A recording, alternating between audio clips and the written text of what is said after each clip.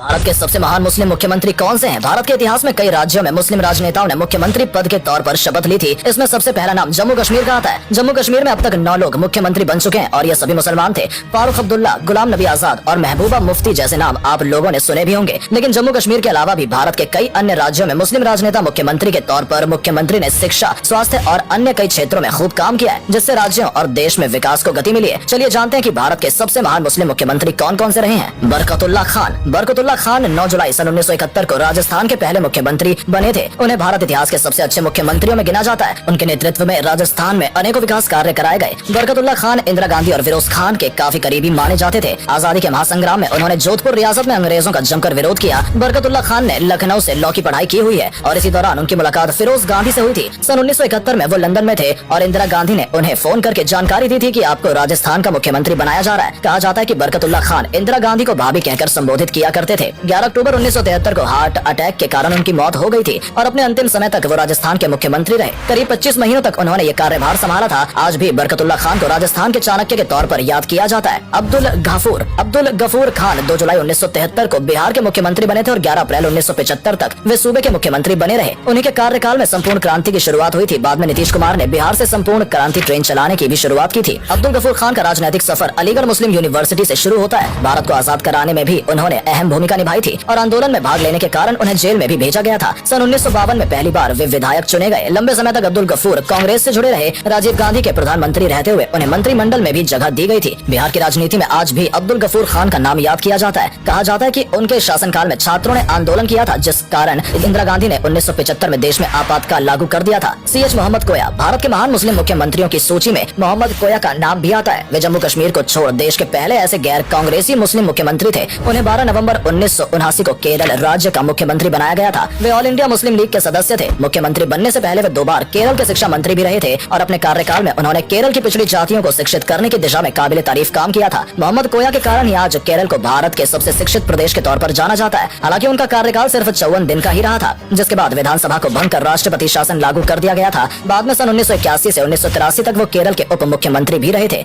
MO Hasan Farooq Medicare. Mohammad Hasan Farooq 9 अप्रैल सन 1967 को पहली बार पांडिचेरी के मुख्यमंत्री बने थे। उस समय उनकी उम्र केवल 29 साल थी और आज भी वे भारत के इतिहास में सबसे कम उम्र में मुख्यमंत्री पद की शपथ लेने वाले राजनेता के तौर पर जाने जाते हैं। उन्होंने कुल 3 बार पांडिचेरी के मुख्यमंत्री पद की शपथ ली थी। भारत की आजादी के बाद भी पांडिचेरी लंबे समय तक फ्रेंच कॉलोनी में बना हुआ था। एक छात्र नेता के तौर पर हसन फारूक ने फ्रांसीसियों का जमकर विरोध किया था। अपने कार्यकाल के दौरान उन्होंने पांडिचेरी में कई हॉस्पिटल और कॉलेज का निर्माण कराया। लंबे समय तक वे पांडिचेरी विधानसभा के स्पीकर भी रहे। वे 2 बार कांग्रेस पार्टी की ओर से लोकसभा सांसद भी चुने जा चुके हैं। 25 सालों तक वे हज कमेटी के सदस्य रहे थे। केंद्रीय मंत्रिमंडल में उन्हें टूरिज्म और एविएशन मंत्रालय की जिम्मेदारी सौंपी गई थी। साल 2004 में हसन फारूक को सऊदी अरब में भारत के राजदूत के तौर पर नियुक्त किया गया था। इसके बाद वे झारखंड और केरल के गवर्नर भी बनाए गए। झारखंड में भ्रष्टाचार के खिलाफ वे कई आंदोलन का हिस्सा भी रहे। मोहम्मद अलीमुद्दीन। मणिपुर को एक राज्य का दर्जा मिलने के बाद सबसे पहले मोहम्मद अलीमुद्दीन को ही प्रदेश का मुख्यमंत्री बनाया गया था। 23 मार्च 1972 को पहली बार अलीमुद्दीन ने मणिपुर के मुख्यमंत्री पद की शपथ ली थी। इस दौरान उनका कार्यकाल 1 साल तक का रहा था। इसके बाद सन 1974 में वो दूसरी बार मणिपुर के मुख्यमंत्री बने। अलीमुद्दीन की गिनती मणिपुर के सबसे कदावर नेताओं के रूप में की जाती है। वे लगातार 7 बार विधायक रह चुके हैं। उनका कार्यकाल भले ही बहुत लंबा नहीं रहा, लेकिन उन्होंने मणिपुर के विकास को एक गति प्रदान की और राज्य को एक नई पहचान दिलाने में अहम भूमिका अदा की। अलीमुद्दीन ने ही मणिपुर में पहले मेडिकल कॉलेज और पहली यूनिवर्सिटी की स्थापना की थी। साथ ही मणिपुर लॉ कमीशन और मणिपुर पब्लिक सर्विस कमीशन लाने का श्रेय भी उन्हें ही दिया जाता है। अलीमुद्दीन को आधुनिक मणिपुर के आर्किटेक्ट के तौर पर भी जाना जाता है। एक मुख्यमंत्री के अलावा वे मणिपुर विधानसभा के स्पीकर और वित्त मंत्री के तौर पर भी अपनी सेवाएं प्रदान कर चुके हैं। अब्दुल रहमान अंतुले। 9 जून 1980 के दिन अब्दुल रहमान अंतुले ने महाराष्ट्र के 8वें मुख्यमंत्री पद की शपथ ली थी। वे महाराष्ट्र के इतिहास में एकमात्र मुस्लिम मुख्यमंत्री रहे हैं। अंतुले का नाम देश के उन चुनिंदा राजनेताओं में आता है जिन्होंने अपने जीवन में 60 सालों से अधिक समय तक राजनीति की। अंतुले कांग्रेस के सबसे कदावर नेताओं में से एक माने जाते थे। वे मुख्यमंत्री कैसे बने, इसका एक बेहद ही रोचक किस्सा है। एक बार इंदिरा गांधी ने उन्हें किसी बात पर मशवरे के लिए बुलाया था। इस पर अंतुले ने इंदिरा गांधी से कहा था कि मुझे मुख्यमंत्री बना दो, मैं करके दिखा दूंगा। और इंदिरा गांधी को उनका धाकड़ अंदाज बेहद ही पसंद आया और इनाम के तौर पर उन्हें मुख्यमंत्री की कुर्सी पर बैठा दिया गया। अंतुले लंबे समय तक ऑल इंडिया कांग्रेस कमेटी के जनरल सेक्रेटरी भी रहे हैं। वे लोकसभा के सांसद भी रह चुके हैं। अंतुले महाराष्ट्र के पहले मुस्लिम कानून मंत्री भी रहे थे। वहीं केंद्र सरकार में वो स्वास्थ्य मंत्री और अल्पसंख्यक मंत्रालय की जिम्मेदारी संभाल चुके हैं। स्वास्थ्य मंत्री रहते हुए उन्होंने भारत को पोलियो मुक्त कराने की दिशा में कई महत्वपूर्ण फैसले लिए थे। महाराष्ट्र में गरीबों को मुफ्त राशन देने की शुरुआत भी अंतुले द्वारा ही की गई थी। सैयदा अनवरा तैमूर को भारत की पहली मुस्लिम महिला मुख्यमंत्री होने का गौरव प्राप्त है। 6 दिसंबर सन 1980 को उन्होंने असम के मुख्यमंत्री पद की शपथ ली थी। अपने राजनीतिक करियर में सैदा ने शिक्षा से लेकर सियासत तक हर क्षेत्र में अपना नाम रोशन किया। अलीगढ़ मुस्लिम यूनिवर्सिटी से पढ़ाई करने वाली सैदा अनवर मुख्यमंत्री रहते हुए भी कई बार यूनिवर्सिटी में अर्थशास्त्र के ऊपर लेक्चर देने के लिए जाया करती थी। अपने कार्यकाल में उन्होंने असम की जीडीपी को मजबूत करने में अहम योगदान दिया था। जिस समय उन्हें असम का मुख्यमंत्री बनाया गया था, पूरा प्रदेश दंगों की आग में झुलस रहा था। चारों तरफ हिंसा भड़क रही थी। ऑल असम स्टूडेंट्स यूनियन और ऑल असम गढ़ परिषद के द्वारा पूरे राज्य में अवैध शरणार्थियों के खिलाफ प्रदर्शन किए जा रहे थे। ऐसे माहौल में सैदा को प्रदेश की जिम्मेदारी सौंपी गई थी। हालांकि उनका कार्यकाल सिर्फ 6 महीने तक ही रहा था और उसके बाद प्रदेश में फिर एक बार राष्ट्रपति शासन लागू कर दिया गया था। सैदा 4 बार विधायक रही थी। बाद में उन्हें कृषि मंत्रालय, पीडब्ल्यूडी मंत्रालय और शिक्षा मंत्रालय जैसे महत्वपूर्ण मंत्रालयों की जिम्मेदारी भी सौंपी गई। 2 बार वे राज्यसभा सांसद के तौर पर भी अपनी सेवाएं प्रदान कर चुकी हैं। सैदा अनवर भी लंबे समय तक कांग्रेस पार्टी के सदस्य रही, लेकिन साल 2011 में उन्होंने कांग्रेस पार्टी छोड़ मौलाना बरुद्दीन अजमल की ऑल इंडिया